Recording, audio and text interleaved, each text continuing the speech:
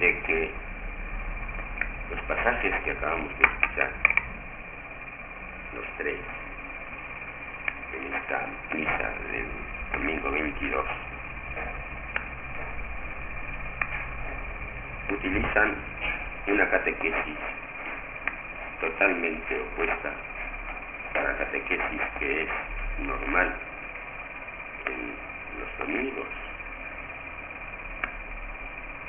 Me parece, no sé, a lo mejor será la misma catequesis, pero a mí me parece que es totalmente opuesta. De ordinario, las primeras lecturas, sobre todo la primera, que es del Viejo Testamento, es una lectura que nos propone creencias y modos morales del todo primerizos y elementales, imperfectos, como convenía a la dogmática y a la moral de los judíos. Luego ya San Pablo se eleva más en la segunda lectura y expuso decir el Evangelio. El Evangelio ya lo que inició en la misa, se inició en la misa siendo algo primerizo y algo elemental, lo convierte en lo más elevado de la dogmática y de la moral. Ese me parece que es el orden normal en las lecturas de los domingos. Y aquí creo que sucede al revés.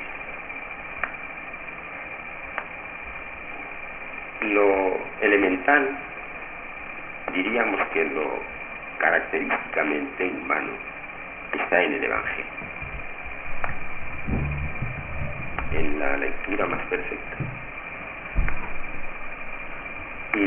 Lo que en el Evangelio es elemental y humano, en la lectura primera del Eclesiástico ya se trasciende, se eleva,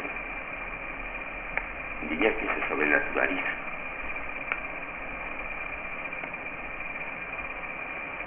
Las dos lecturas se refieren a la humildad, la del Evangelio y la del Eclesiástico. Pero el Señor en el Evangelio, al hablar de la humildad, habla de esta virtud que es humana y dándole características acusadamente humanas. Yo diría que se presenta como una especie de filósofo popular, de esos hombres que hay en los pueblos, un poco socarrones y un poco sanchos, que lo que dicen lo dicen basados en la experiencia de cada día, y esta experiencia de cada día les hace también un poco irónicos. Me figura el Señor dirigiéndose a aquellos fariseos con quienes comía, cómo los miraría con ironía, no cabe la menor duda, y les daría la lección que da el Evangelio: elegid siempre los lugares últimos, ya veréis que bien os va. Vendrá luego el dueño y dirá: sube más arriba, y cuidado que caeréis bien ante todos. Y también si hacéis lo contrario, es el ridículo. La humildad es una virtud muy humana, muy simpática, muy amable, y en este tono habla el Señor en el Evangelio. De trascendencia nada. De trascendencia nada. En cambio, viene el Eclesiástico hablando de la misma virtud, que siendo muy humana, es también muy evangélica. Y dice: hijo mío, en tus asuntos procede con humildad, y te querrán más que al hombre generoso. Hazte pequeño en las grandezas humanas y alcanzarás el favor de Dios. Hacerse pequeño no solamente hace al pequeño, amable a los hombres, sino que además alcanza esta pequeñez el favor de Dios. Ya esto es más trascendente, es más evangélico. Bien, pues, acusado este contraste de catequesis y de proceso en las lecturas de este domingo, que lo elemental está en el Evangelio y lo trascendente está en el eclesiástico, que el Evangelio nos enseña a bien convivir con humildad y el eclesiástico dice que viviendo con humildad nos hacemos agradables a Dios. Hecha esta advertencia, vamos a hacer alguna reflexión sobre la humildad, sobre esta virtud que es tan amable a los hombres y tan amable a Dios. Unas reflexiones que van a ser elementales y además breves.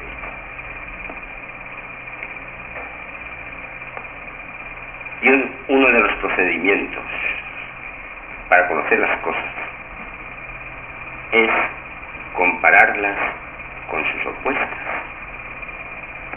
A un pequeño le vemos mejor pequeño cuando se pone junto a un grande, y a un grande vemos mejor su estatura cuando se pone junto a un pequeño. La comparación con los opuestos da a conocer perfectamente las cosas. Y una manera de conocer la humildad, esta virtud tan amable, es ponerla en parangón con el vicio opuesto. Hay una humildad que se opone a ese vicio que se llama la vanidad. Enseguida os diré en qué consiste esta humildad,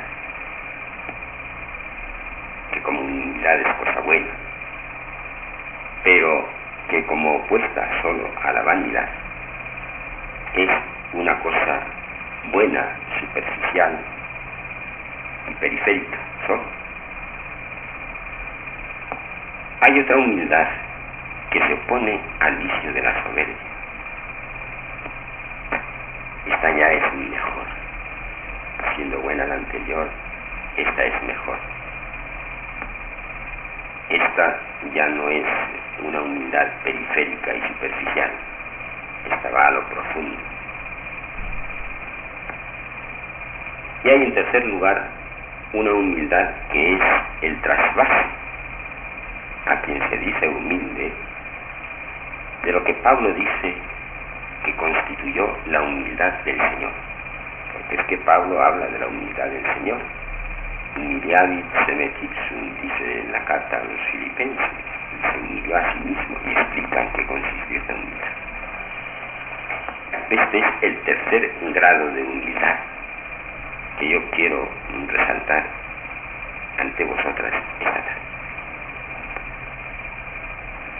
Vamos con el primero, con la humildad, que es la virtud opuesta al vicio de la vanidad.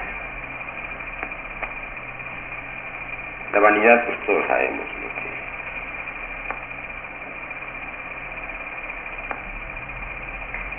El afán de creerse uno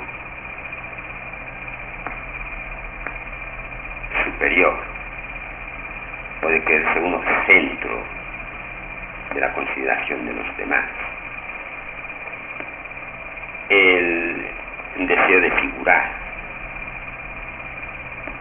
el deseo de que hablen de uno. Ese es un vicio, desde luego, malo. No os lo voy a aconsejar. Como vicio hay que aconsejar la virtud contraria, que es la humildad.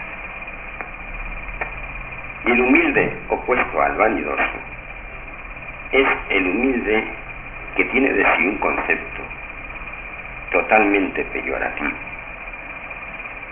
que piensa que su juicio no vale nada, que padece una especie de complejo de inferioridad,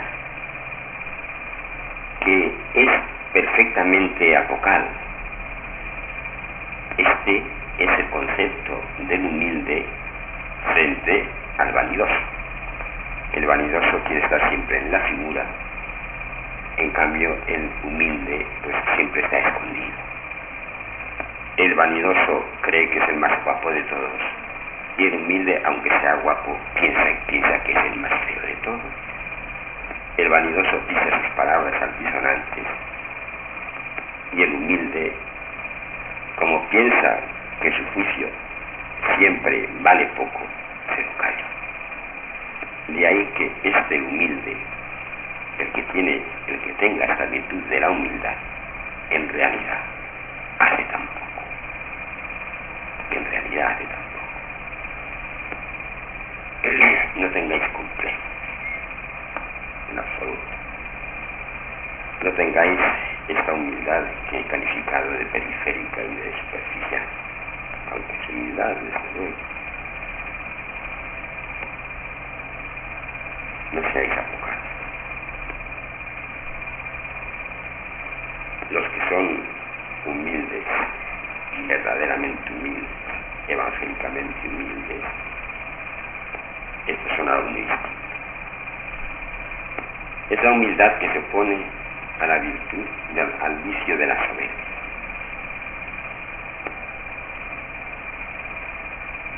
El vicio de la soberbia consiste en considerar no sólo que somos más que los otros y desear que de nosotros hablen y piensen en este sentido, sino además pensar que lo que tenemos lo tenemos por nuestro propio mérito y que no lo debemos a nadie. Ese es el soberbio. El soberbio es el que no piensa de sí más que cosas buenas y se las atribuye a sí mismo, prescindiendo totalmente del elemento trascendental que es Dios, prescindiendo totalmente de que lo bueno que tiene, y que se lo reconoce el soberbio, en demasía se lo reconoce, lo bueno que tiene no lo tiene por sí mismo solo, lo tiene porque le ha venido de arriba y le atribuirlo a quien se lo ha dado, que es a Dios. Este es el vicio de la soberbia. Y la virtud de la humildad, en cuanto opuesta esta virtud al vicio de la soberbia, consiste, nos dice Santa Teresa, y además es doctrina de Santo Tomás. No sé si Santa Teresa leía la Suma o no, era muy leída, a lo mejor sí la debió leer. La humildad es la verdad, es la definición mejor que se ha dado a esta virtud. La humildad es la verdad, y la verdad es que en cada uno de nosotros hay mucho bien. Acá vamos a decir que todo lo nuestro es malo, no vayamos a ser nosotros maniqueos en la teoría y en la práctica. Hay un bien siempre en todos y en nosotros también, y hay un mal en todo, menos en Dios hay mal. En nosotros hay de las dos cosas. Y el humilde reconoce las dos, las buenas y las malas. Lo que pasa es que luego atribuye cada una a su origen. Y el bien que hay en nosotros, y que hay que reconocerlo, el humilde no se le atribuye a sí. El humilde dice que este bien le viene de arriba y le viene gratuitamente. Y que si el Señor no se lo hubiera dado, si el Señor no hubiera sido generoso con él, este humilde que tiene bienes sería una calamidad, no tendría ninguno. En cambio tiene fallos, y los fallos siempre vienen del elemento falible que es la criatura, que es limitada y como limitada sujeta a fallos. Los males no vienen de Dios, los males vienen de nosotros. Y el humilde reconoce en sí los bienes, los atribuye a Dios, no se los atribuye a sí mismo. Y reconoce en sí los males, se los atribuye a sí mismo y no los atribuye a los demás, ni los atribuye a Dios. Esta es la humildad evangélica. Esta es la humildad que tenía Pablo. Y esta es la humildad de la que nos habla el Señor en uno de sus sermones, cuando dice que después de haber hecho las cosas bien, digamos, servi inútiles sunt, después de haber hecho las cosas bien, excuso decir después de hacerlas mal, ¿no? Pero después de hacerlas bien, que digamos, somos siervos inútiles por nosotros. Este bien que hemos hecho, si hubiera dependido de nosotros solos, inútiles, por nosotros inútiles. En cambio, este humilde, que con verdad dice que por sí solo es inútil, aun después de hacer el bien, este humilde, uno de estos humildes, que se llamaba Pablo, decía que era capaz de todo en el mundo. Omnia possum, dinero que me conforta. El bien que tengo, que es de arriba, y como viene de arriba, y el de arriba es omnipotente, yo con este bien que tengo puedo todo. Omnia possum, dinero y me conforta. Este es el verdadero humilde. El que hace el bien, después de hacer el bien, lo atribuye a Dios, y así se considera solo como un instrumento que además no es del todo útil,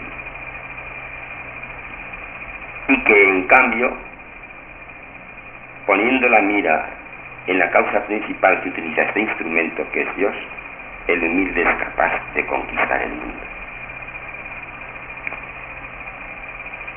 No seáis pues humildes contra la vanidad, sed humildes contra la soberbia. Si sois humildes contra la vanidad, seréis apocadas y estaréis llenas de complejos. Si sois humildes contra la soberbia, seréis verdaderos instrumentos de Dios para lo que Él quiera, aunque sea para conquistar el mundo. Y hay otro tercer grado de humildad, que es el que os decía, del que nos habla Pablo en la carta a los Filipenses, y la atribuye al Señor. Humiliavit semetipsum. Otra lectura del mismo pasaje, semetipsum exinanivit. El verbo, al encarnarse, porque a este hecho se refiere la carta a los Filipenses en este pasaje, al encarnarse se vació de sí mismo. Exinanivit semetipsum. La humildad fue tan grande que llegó a vaciarse totalmente de sí mismo y ponerse en manos completas a disponibilidad total del Padre. Desde la primera posición o donación a disponibilidad del Padre, que la hizo al encarnarse, ex archi, he aquí estoy, para que me des un cuerpo, dice el verbo al Padre en el capítulo 10 de la carta a los Hebreos. Desde ese ex archi, he aquí que estoy en tus manos, para lo que quieras, hasta el último atsum, que fue el que dijo en la cruz, Padre, en tus manos me entrego también. Y esta es la humildad de la que nos da ejemplo el Señor, a la que apela Pablo en la carta. Esta es la humildad que tuvo también la Virgen. La disponibilidad de la Virgen, la primera vez que el Señor le manifiesta sus designios sobre ella. Exe ancilla domini. Estoy a disposición total de lo que quiera el de arriba. Y esa humildad, que es la puesta a disposición total de Dios hasta la muerte,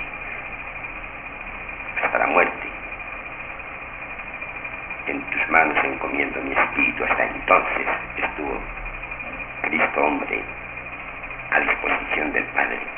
Esta disponibilidad total es la que mereció tanto al Señor como a la Señora el premio que obtuvieron, premio del cual también nos hablan las Sagradas Letras. Pablo, después de hablar de la humildad del Señor, de este vaciarse totalmente de sí mismo, dice el proteroc, y por esto precisamente Dios le exaltó y le dio un nombre sobre todo nombre, le constituyó Señor de toda la creación. Y a la Señora, precisamente por esta humildad, por esta disponibilidad total suya en manos del Señor, la exaltó y la bendice en todas las generaciones, según cantaremos dentro de unos momentos al terminar las vísperas. Creemos en un solo.